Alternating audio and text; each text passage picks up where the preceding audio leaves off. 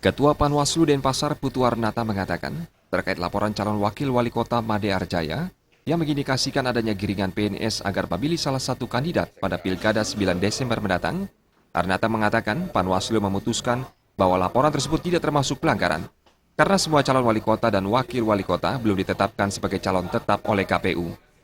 Laporan tersebut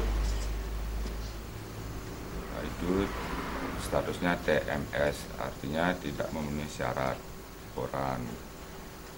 Karena pertama itu belum memasuki tahap calon yang ditetapkan oleh KPU. Karena saat pantun tersebut disampaikan itu masih dalam proses, kalau kita lihat dari PKPU 2 itu masih dalam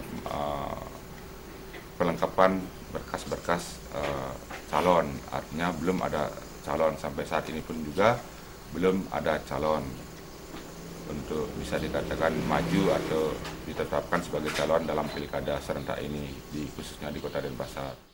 Arnata mengimbau agar PNS memperhatikan peraturan pemerintah nomor 53 tahun 2010 tentang disiplin pegawai negeri sipil yang mencerminkan sikap PNS.